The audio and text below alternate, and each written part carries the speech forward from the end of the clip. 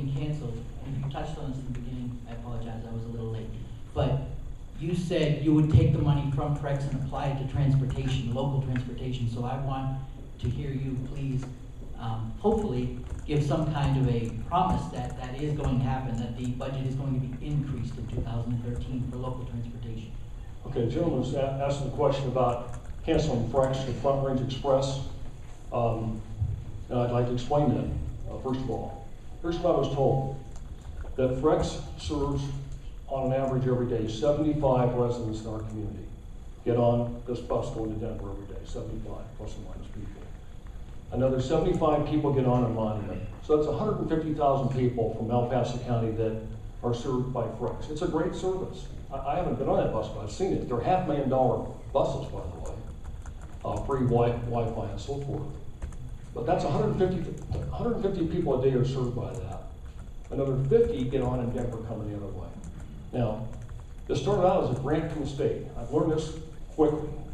Beware of grants.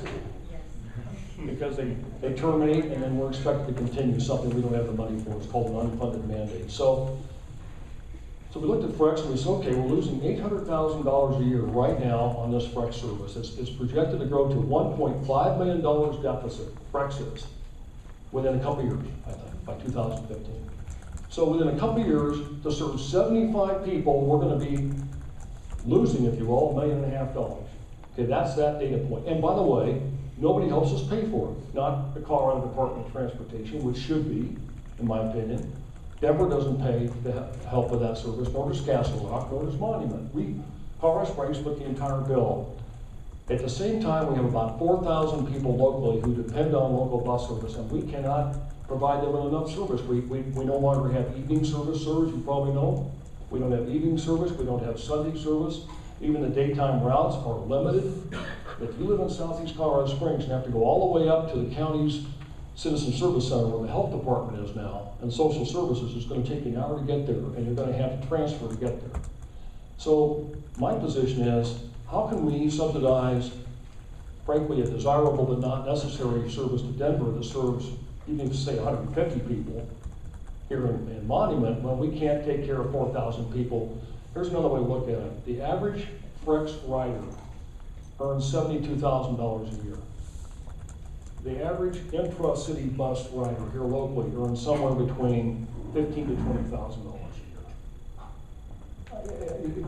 It's another example of having to make choices of priorities. Now, when you ask my commitment to take the savings from Frex and use it locally, there are no savings. But if we don't discontinue Frex, our overall transit system will be bankrupt even sooner. Now, if I could just take another moment, if you don't mind, Richard. I just want to lay something out as an example of where we need to rethink everything we're doing. It's hard to do because it impacts people's lives. But how about this as a concept? We're never going to have enough money in my lifetime, probably yours, to have a robust transit system throughout 195 square miles. We don't have enough density. There are only 1,500 people per square mile here. We have to have 10 times that or more to begin to get enough ridership, to have enough revenue to try to make sense out of that. So how about this? Have you noticed these big 50-passenger buses driving around empty or nearly empty? I don't know if you've had a chance to see those driving around town. I do. A lot of them are empty or close to empty. So why don't we consider smaller buses on some routes? If we had smaller buses, we could perhaps afford to have more buses and have more run times and more routes. Also, how about a transit zone ultimately within 5 or 10 years that is some subset of the city? If you want transit on a regular basis, you need to move within a transit zone as the community determines. Some subset of the city. It's open for discussion as to how we would define that transit zone. Maybe it's a circle around downtown or wherever, maybe it's employment areas or whatever. But if we're going to be honest with ourselves, we're never going to have enough money to have true, robust bus service throughout this city. So I think we ought to be looking at, just debating and discussing a transit zone that is some subset of the city limits, smaller buses.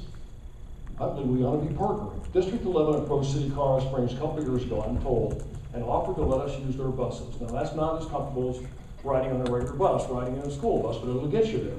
And if we could partner with the school districts and use their buses off hours, we don't have to buy that equipment. We provide the driver, the insurance, and the maintenance, and the fuel. But we don't have to put the capital money into the equipment. Well, why not test it? And how about this? Other cities have done it, I'm told. How about testing cab fare?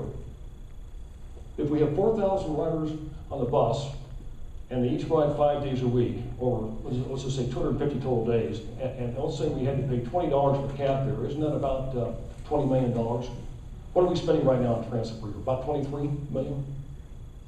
I think we could give everybody cab fare today, if I'm thinking straight, and save $3 million a year versus our bus system. I'm not proposing that because that's not going to work in every situation. What I'm suggesting is we must open up our thinking and be willing to explore new ideas. We may come right back and say, you know what, a subset transit zone isn't going to work. That's not reasonable. Now, obviously, if we had a transit zone in some subset of the city and people need help, they're injured or ill, and they live outside of a transit zone, of course we have to take care of those folks and send paratransit to get them. But I'm just simply saying that this business as usual.